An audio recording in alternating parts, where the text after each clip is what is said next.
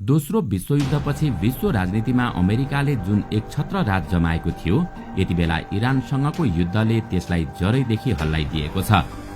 आज अमेरिका एउटा यस्तो बिन्दुमा आइपुगेको छ जहाँ ऊ विश्व मञ्चमा लगभग एक्लो र असहाय बन्न पुगेको छ।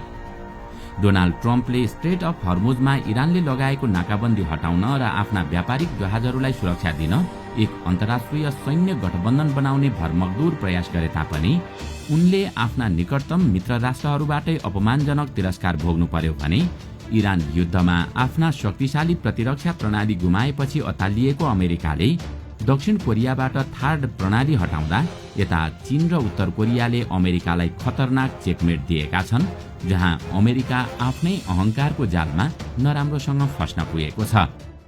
दर्शकवृन्द, आउनुहोस् आजको यस श्रृङ्खलामा हामी कसरी चीन र उत्तर कोरियाको चेकमेट रणनीतिले अमेरिकालाई आफ्नै जालमा फसाउँदैछ, आज हामी यसैको बारेमा विशेष चर्चा गर्नेछौं। ऐतिहासिक र भूराजनीतिक दृष्टिकोणबाट निहाल्दा दक्षिण कोरिया र जापान दशकौंदेखि अमेरिकाका लागि केवल सैन्य साझेदार मात्र रहेनन्, बरु उनीहरू एक प्रकारको आधुनिक सैन्य कोलोनीको रूपमा विकसित भएका छन्। दोस्रो विश्वयुद्धमा जापानको आत्मसमर्पण र त्यसपछिको कोरियाली युद्धको विरासतले यी दुई एसियाली शक्तिहरूलाई सुरक्षाका लागि पूर्ण रूपमा वाशिंटनको मुख थाक्नुपर्ने अवस्थामा पुर्यायो। अमेरिकाले यी देशहरूको रक्षा गर्ने कसम खाँदै त्यहाँ आफ्ना विशाल सैन्य अखडाहरू र अत्याधुनिक पारमाणविक छाता तैनात गरेको छ। त्यसो त यो सुरक्षा निशुल्क छैन।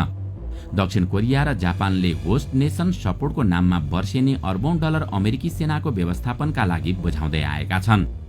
यो एक यस्तो अवस्था हो जहाँ अमेरिकाले आफ्ना सैनिकहरूलाई विदेशी भूमिमा राखेर त्यसको सम्पूर्ण आर्थिक भार त्यही देशमाथि थोपर्ने गर्छ। अमेरिकाले यसलाई सुरक्षा आवश्यकता भने पनि वास्तवमा यो एउटा रणनीतिक दासता नै हो, जहाँ ती देशहरूले आफ्नो स्वतन्त्र सैन्य निर्माण गर्ने अधिकार गुमाएका छन्। तर वर्तमान इरान अमेरिका युद्धले यो सैन्य कोलोनीको भ्रमलाई तोडिदिएको छ र एउटा तितो यथार्थ विश्व सामु ल्याएको छ। जब अमेरिका आफै मध्यपूर्वी युद्धको दलदलमा फस्यो, उसले आफ्ना वफादार मित्रहरू जापान र दक्षिण कोरियाको सुरक्षालाई दोस्रो प्राथमिकतामा राखी उसले आफ्ना अत्याधुनिक हतियारहरू र रक्षा प्रणालीहरू त्यहाँबाट अहिले मध्यपूर्व लगेको छ। थाडको स्थानान्तरण एक रणनीतिक धोका। एसिया प्रशान्त क्षेत्रमा मडारिएको वर्तमान सुरक्षा संकटको सबैभन्दा बिझाउने र विवादास्पद पक्ष भनेको थाड मिसाइल डिफेन्स प्रणालीको स्थानान्तरण हो। दक्षिण कोरियाको सुरक्षाका लागि मेरुदण्ड मानिने यो अत्याधुनिक अमेरिकी प्रणाली केवल एउटा रक्षात्मक हतियार मात्र थिएन, बरु यो वाशिंटनले सोललाई दिएको सुरक्षा ग्यारेन्टीको बलियो प्रतीक पनि हो। रुसी S-400 प्रणालीसँग तुलना गरिने थाडले उत्तर कोरियाबाट आउन सक्ने सम्भावित मध्यम र लामो दूरीका ब्यालिस्टिक मिसाइलहरूलाई वायुमण्डलको माथिल्लो तहमै पहिचान गरी ध्वस्त पार्ने क्षमता राख्दछ। तर पछिल्लो समय जब मध्यपूर्वमा इरान र उसका प्रोक्सी समूहहरूले अमेरिकी सैन्य अड्डाहरूमाथि मिसाइल वर्षा गराउन थाले र त्यहाँको सुरक्षा स्थिति नियन्त्रण बाहिर जान थाल्यो, तब अमेरिकाले एउटा यस्तो कठोर र स्वार्थी निर्णय लियो जसले दक्षिण कोरियालाई ठूलो रणनीतिक धोका महसुस गराएको छ। खाडी क्षेत्रमा आफ्ना प्रतिरक्षा प्रणालीहरू इरानले ध्वस्त बनाएपछि पेन्टागनले दक्षिण कोरियामा तैनात गरिएका थाड ब्याट्रीहरूलाई रातारात उठाएर पश्चिम एसियामा पुर्यायो। यसरी दक्षिण कोरियामा तैनात गरिएका प्रतिरक्षा प्रणाली मध्यपूर्व लैजानुको एकमात्र उद्देश्य इरानको मिसाइल आक्रमणबाट आफ्ना सैनिकहरूको ज्यान जोगाउनु थियो। यो स्थानान्तरणले दक्षिण कोरियाको आकाशलाई पहिलो पटक सुरक्षा विहीन बनाइदिएको छ। एउटा छिमेकी राष्ट्र उत्तर कोरियाले सधैँ मिसाइल ताकेर बसिरहेको र कुनै पनि बेला युद्ध भड्किन सक्ने संवेदनशील अवस्थामा आफ्नो सबैभन्दा भरपर्दो रक्षा प्रणाली खोसेर लैजानुलाई दक्षिण कोरियाली नागरिकहरूले विश्वासघातको रूपमा लिएका छन्। अमेरिकाको यो कदमले के पुष्टि गर्छ भने उसको ग्लोबल म्यानेजमेन्टमा आफ्ना मित्र राष्ट्रहरूको सुरक्षा भन्दा आफ्नै सैन्य स्वार्थ र तत्कालको आवश्यकता सर्वोपरि हुन्छ। दक्षिण कोरियाले थाड तैनात गर्दा चीनको कडा आर्थिक र कूटनीतिक प्रतिबन्ध समेत झेलेको थियो, तर आज त्यही प्रणाली संकटको बेला अमेरिकाले फिर्ता लैजाँदा सोलले आफूलाई प्रयोगपछि छाडिएको कवाड वस्तुको रूपमा महसुस गरिरहेको छ। यस रणनीतिक धोकाले एउटा ठूलो प्रश्न खडा गरिदिएको छ। यदि अमेरिकाले आफ्नो आवश्यकता पर्दा जुनसुकै बेला सुरक्षा कवच हटाउन सक्छ भने उसलाई अर्बौं डलर होस्ट नेसन सपोर्ट किन बुझाउने? थाडको अभावमा दक्षिण कोरियाको प्रतिरक्षा प्रणालीमा जुन खाडल सिर्जना भएको छ त्यसले उत्तर कोरियालाई मात्र होइन बरु चीनलाई पनि यो क्षेत्रमा आफ्नो प्रभाव बढाउने सुनौलो अवसर प्राप्त भएको छ। यति बेला अमेरिकाले मध्यपूर्वको आगो निभाउन दक्षिण कोरियालाई संकटको भिरमा छोडेर गएको छ। किम जोङ उनको सी अफ जापानमा वितण्डा। अमेरिकाले दक्षिण कोरियाबाट आफ्नो थाड रक्षा प्रणाली हटाएर सिर्जना गरेको रणनीतिक तिक्तता किम जोङ उनका लागि एउटा अभूतपूर्व अवसर साबित भएको छ। वर्षौंदेखि अमेरिकी र दक्षिण कोरियाली संयुक्त सैन्य अभ्यासको छायामा परेको उत्तर कोरियाले अहिले उक्त क्षेत्रमा आफ्नो पूर्ण वर्चस्व कायम गर्ने सुनौलो मौका पाएको छ। डोनाल्ड ट्रम्पको दोस्रो कार्यकाल सुरु भएदेखि केही हदसम्म शान्त देखिएका किम जोङ उन अहिले फेरि विश्व मञ्चमा एक आक्रामक र अपराजित शक्तिका रूपमा उदाएका छन्। जब अमेरिकाले मध्यपूर्वको आगो निभाउन एसियाको सुरक्षा ढाल उखेल्यो किमले तुरुन्तै आफ्ना मिसाइल इकाइहरूलाई सक्रिय बनाए। उनले एकैसाथ 10 वटा ब्यालिस्टिक मिसाइलहरू सी अफ जापानतर्फ प्रहार गरेर केवल सैन्य शक्ति मात्र देखाएनन् बरु अमेरिकाको सुरक्षा ग्यारेन्टी कति खोक्रो छ भन्ने कुरा विश्व सामु उदाङ्गो पारिदिएका छन्। यी मिसाइल प्रहारहरूले जापानको एक्सक्लुसिभ इकोनोमिक जोन र दक्षिण कोरियाको जलक्षेत्र नजिकै ठूलो तरङ्ग पैदा गरेका छन्। यसले सिर्जना गरेको वितण्डा केवल भौतिक विस्फोटमा मात्र सीमित छैन बरु यसले दक्षिण कोरिया र जापानका नागरिकहरूमा एउटा गहिरो मनोवैज्ञानिक त्रास पैदा गरिदिएको छ। किम जोङ उनले प्रहार गरेका यी मिसाइलहरूले वाशिंटनलाई एउटा स्पष्ट र कडा सन्देश दिएका छन्। यदि अमेरिकाले मध्यपूर्वको युद्धका लागि पूर्वी एसियाको मैदान खाली गरेको हो भने अब पूर्वी एसियाको नियम उत्तर कोरियाले तय गर्नेछ। अहिले उत्तर कोरियाले आफूलाई केवल एक क्षेत्रीय शक्ति मात्र होइन बरु अमेरिकी मुख्य भूमिसम्म प्रहार गर्न सक्ने अन्तर्महादेशीय ब्यालिस्टिक मिसाइल क्षमता भएको एक निर्णायक परमाणु शक्तिका रूपमा उभ्याएको छ। यो सी अफ जापानमा मडारिएको तनावले विश्वको समुद्री व्यापार र उड्डयन क्षेत्रमा समेत गम्भीर असर पुर्याएको छ। किम जोङ उनको यो आक्रामक शैलीले के पुष्टि गर्छ भने उनी अब कुनै पनि कूटनीतिक सम्झौता वा प्रतिबन्धको पर्खाइमा छैनन्। उनले अमेरिकाको सुरक्षा शून्यतालाई निकै चतुरतापूर्वक उपयोग गर्दै यस क्षेत्रमा आफ्नो स्ट्रोङ म्यान छवि स्थापित गरेका छन्।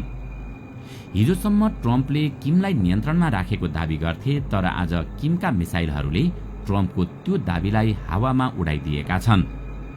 दक्षिण कोरिया र जापानका लागि अहिले उत्तर कोरियाली मिसाइलहरू एउटा यस्तो यथार्थ बनेका छन् जसलाई रोक्न उनीहरूसँग न त आफ्नै पर्याप्त प्रविधि छ न त उनीहरूको संरक्षक अमेरिका नै अहिले साथमा छ।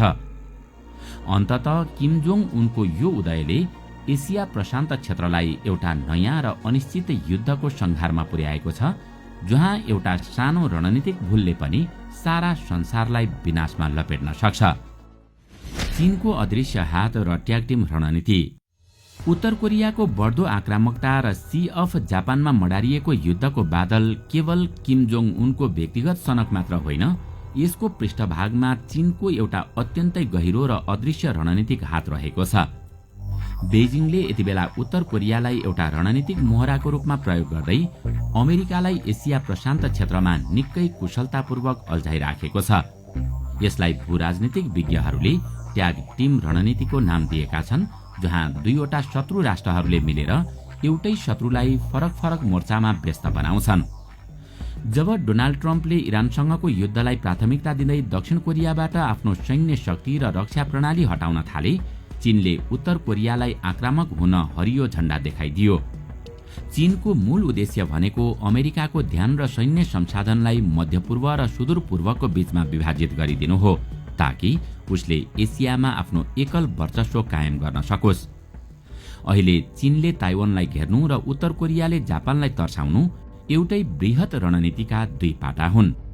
जब उत्तर कोरियाले मिसाइल प्रहार गरेर दक्षिण कोरिया र जापानमा सुरक्षा सन्तास फैलाउँछ अमेरिकाले आफ्नो सेना र थाड जस्ता प्रणालीहरू पुनः एसिया पठाउनु पर्ने दबाव झेल्नु पर्छ। यदि अमेरिकाले पूर्वी एसियामा सेना फर्काएमा इरानमा उसको पकड कमजोर हुनेछ र यदि नफर्काएमा चीनले ताइवानमाथि पूर्ण नियन्त्रण जमाउने र उत्तर कोरियाले यो क्षेत्रको सुरक्षा समीकरण बदल्ने खतरा रहन्छ।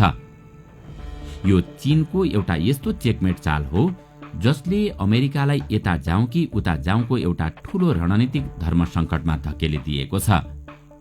चीनले उत्तर कोरियालाई एउटा सुरक्षा कवचको रूपमा मात्र होइन, बरु अमेरिकी ग्लोबल म्यानेजमेन्टलाई नै विफल पार्ने हतियारको रूपमा प्रयोग गरिरहेको छ। उत्तर कोरियाको परमाणविक र मिसाइल कार्यक्रमलाई चीनले पर्दा पछाडिबाट दिने आर्थिक र कूटनीतिक सहयोगले नै किम जोङ उनलाई यति ठूलो साहस प्रदान गरेको हो। अमेरिकाका लागि चीन र उत्तर कोरियाको यो ट्याग टिम रणनीति निकै महँगो साबित भइरहेको छ, किनकि उसले आफ्ना मित्र राष्ट्रहरूलाई दिने सुरक्षा ग्यारेन्टी अहिले पूर्णतः असफल भएको छ। वास्तवमा चीनको यो अदृश्य हातले मध्यपूर्वको युद्धमा फँसेको अमेरिकालाई उतै व्यस्त बनाउने र पूर्वी एसियामा आफ्नो पकड बलियो बनाउने नक्सा कोर्दैछ। जापान र दक्षिण कोरियाको बाहिरिने प्रयास, अमेरिकाको रणनीतिक स्वार्थ र थार्डको अचानक स्थानान्तरणले सिर्जना गरेको अविश्वासको खाडलले जापान र दक्षिण कोरियालाई आफ्नो सुरक्षा नीतिको पुनरावलोकन गर्न मात्र होइन, बरु एउटा नयाँ एक्जिट र्याम्प अर्थात् निकासको बाटो खोज्न बाध्य बनाएको छ।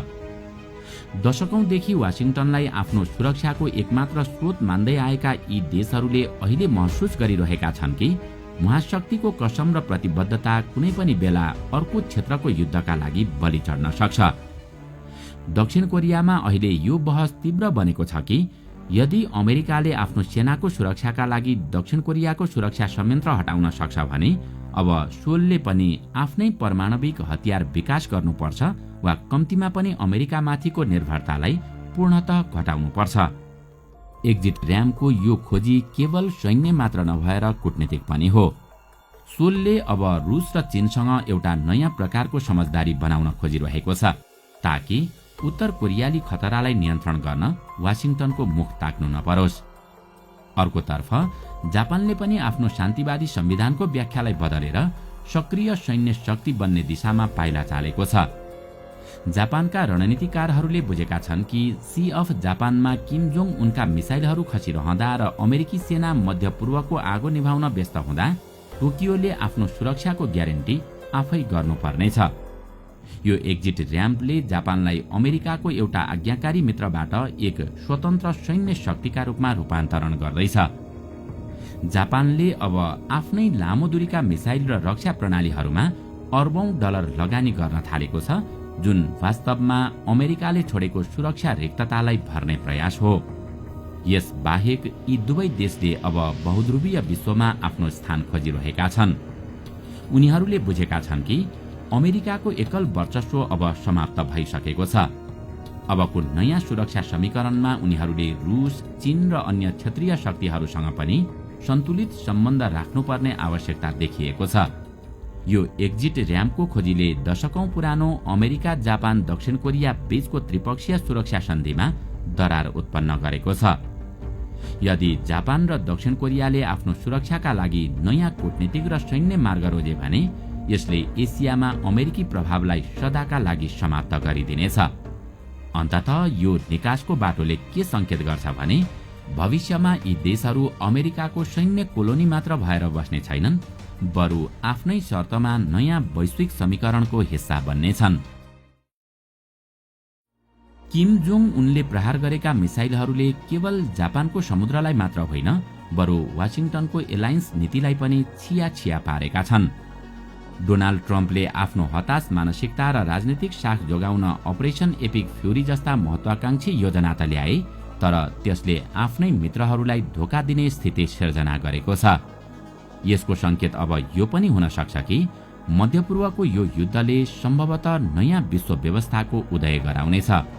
इतिहास साक्षी छ, जब जब पुराना महाशक्तिहरू आफ्नै अहंकार र युद्धको दलदलमा फस्छन् तब नयाँ शक्ति केन्द्रहरूको उदय हुने गर्छ। अमेरिकाले आफ्ना मित्रहरूलाई छोड्दै जाने र चीन, रुस, इरान जस्ता शक्तिहरू एकजुट हुँदै जाने यो परिदृश्यले विश्व अब एकल ध्रुवीयबाट बहुध्रुवीय युगतर्फ प्रवेश गरिसकेको प्रष्ट संकेत गर्दछ। दर्शक वृन्द, तपाईलाई आजको यो श्रृङ्खला कस्तो लाग्यो? हामीलाई कमेन्टमा अवश्य बताउनुहोला। साथै आजको श्रृङ्खला तपाईलाई राम्रो लाग्यो भने लाइक तथा शेयर गरी हाम्रो च्यानललाई सब्स्क्राइब गर्न नभुल्नुहोला र साथमा रहेको बेल आइकन पनि थिच्नुहोस् ताकि हाम्रो नयाँ भिडियोको जानकारी सबैभन्दा पहिला तपाईलाई प्राप्त होस्। आजका लागि यति नै। अर्को भिडियोमा अझै रोचक तथा जानकारीमूलक सामग्री लिएर आउने नै छौं। तबसम्मको लागि बिदा दिनुहोस्। नमस्कार।